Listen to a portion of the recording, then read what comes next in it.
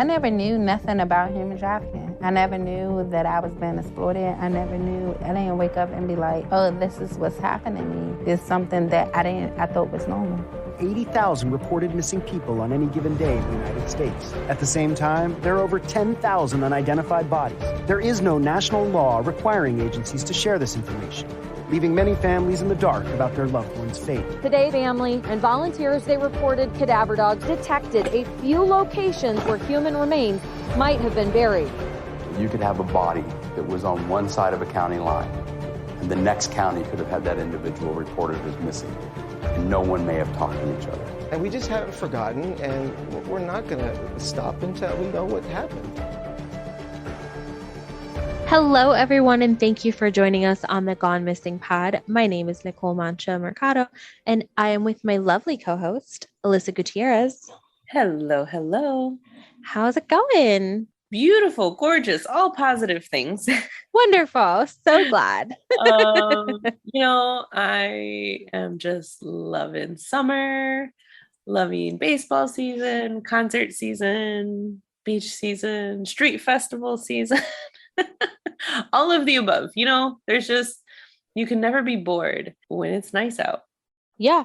Absolutely. I want to just jump straight into your case this week because it's technically a mini Missing Monday. So I want to get into your case. I want to talk about this person that you've chosen for the week and just kind of, just really get into it. Do it. So Daphne Philisia Jones is actually from New Orleans, Louisiana. So my recent trip, kind of inspired my research into the area. Daphne was 22 years old at the time that she went missing.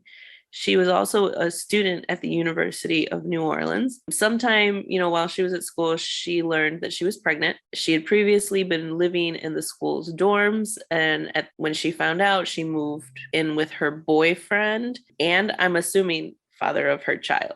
Okay. So, yeah. I feel like the way they're phrasing it is kind of like it's the father of her child. That's why she moved in with him. So the last contact she made with anybody was on January 3rd, 1999. Daphne called her grandmother to tell her that she decided she was moving out of her boyfriend's house.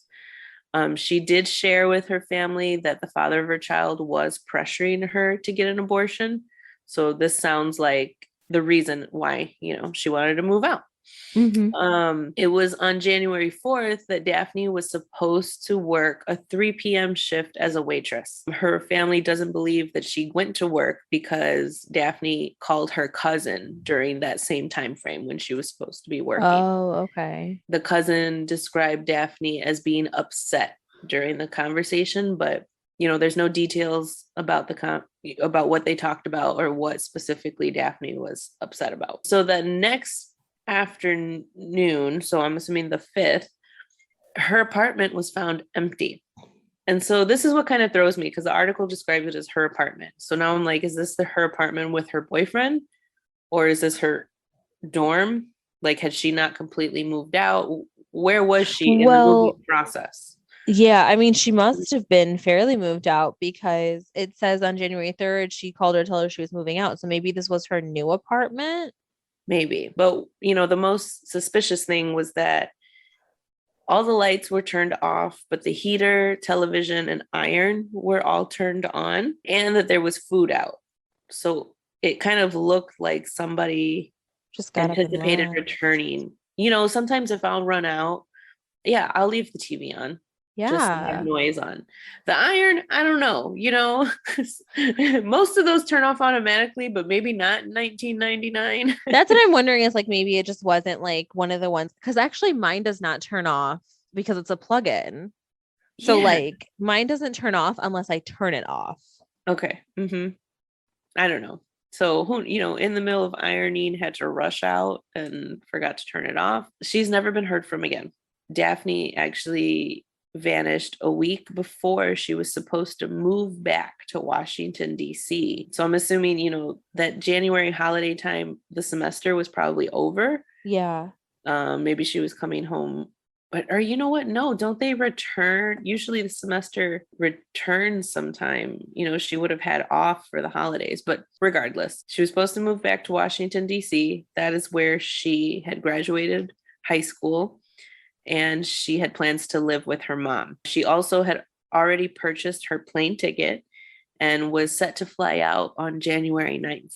That kind of, I guess, leads me to believe that maybe January 1st, January 2nd, the dorms were closing. She needed to move out. Is that why she stayed with her boyfriend for that short time if she had already had a plane ticket? Well, I'm wondering if she was moving out of the school's dorm, but that was probably already paid for, because don't forget, when you live in the dorms, you have to pay for the whole semester. Mm-hmm. So I'm thinking she had the dorm, but she still had the dorm. Like, it was probably still in her name and it was still hers. So maybe when they're talking about her apartment, they're talking about the dormitory. She probably went to go live with her boyfriend's family because she was pregnant with his kid and wanted him to be involved. And I'm thinking that she's moving back to Washington, D.C. is because she wanted to have the baby. Right. He did He not. Exactly. So I think that the intention was originally probably to stay with the boyfriend and to continue living with him.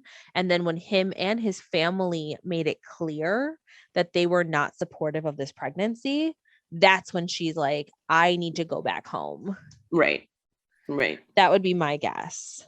Unfortunately, Daphne's parents and grandmother have died in the years since she's missing. It's not clear whether she has other family that, can keep her memory and her case alive. There's no official, I don't have any information about like an official investigation, who was a suspect, Right. We don't know when she was reported missing, what the authorities did. Her family does believe that she was murdered. And, it almost sounds like one of those fathers that doesn't want their children, so they get rid of the mom. It feels like that. We've done a couple of cases where we've had that situation. And so I think just because we've seen it so often, that's why, that's where my mind is going. But again, there's no proof, there's no evidence, there's no suspect, and her case remains unsolved. Gosh. Anybody has any information, you can contact the New Orleans Police Department at 505-244-4600. Daphne was 22 when she went missing. She would be 45 now. She weighs 130 pounds and stands at 5'5" tall. She was last seen wearing a yellow pullover jacket, blue jeans, sneakers, and a silver ring. It's believed she was 2 months pregnant at the time of her disappearance. She is an African-American female with brown hair, brown eyes.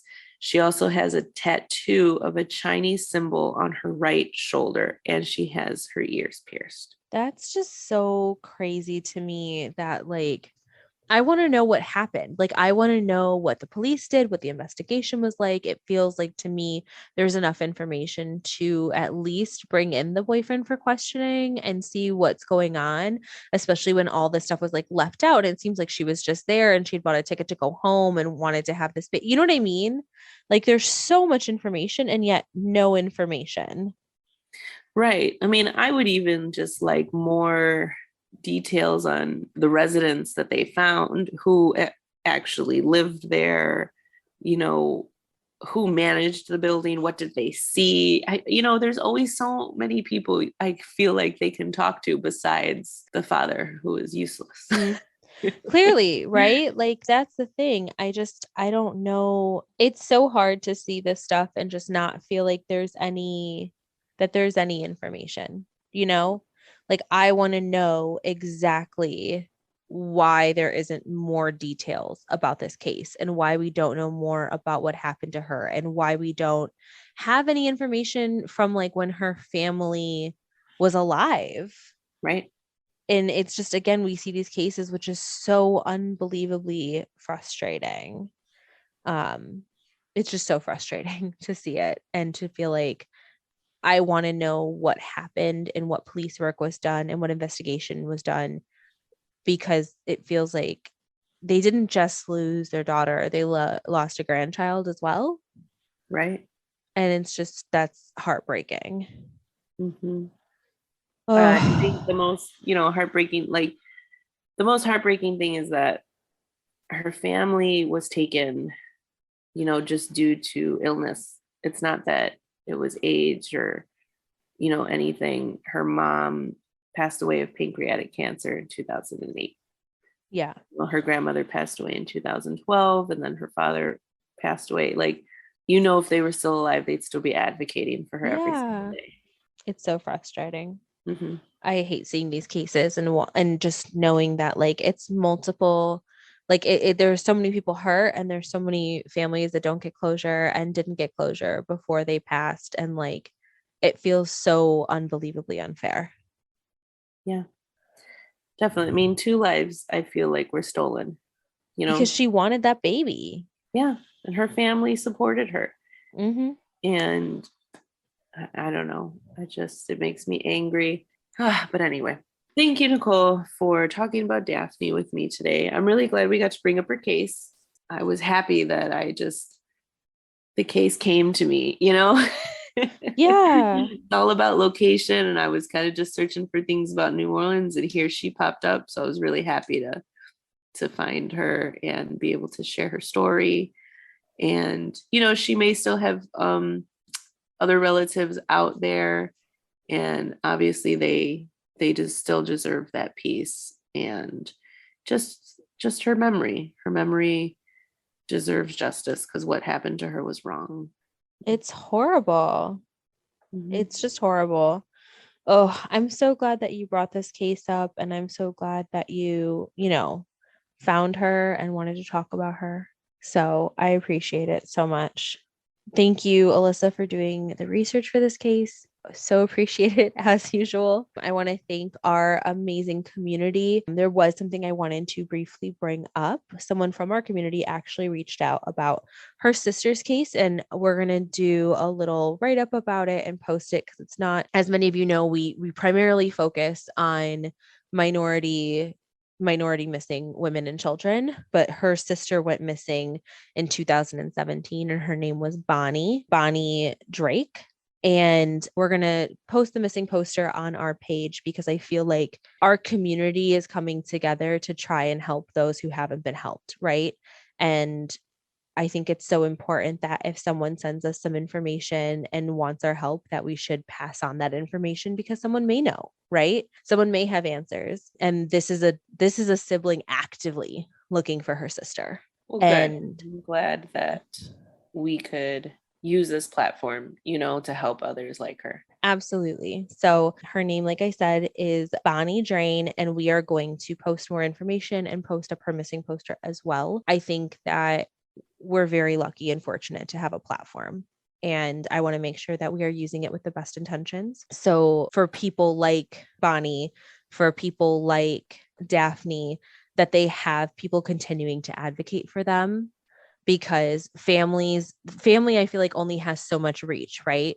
We have a platform to provide a larger reach. And I think that if we can do that, then we should. Thank you guys. We're so grateful for everyone who checked in with us this week, who checks in with us every week. I want to say thank you to editor and producer Mike Mercado. And of course, Alyssa, you're the best. Appreciate you so very much.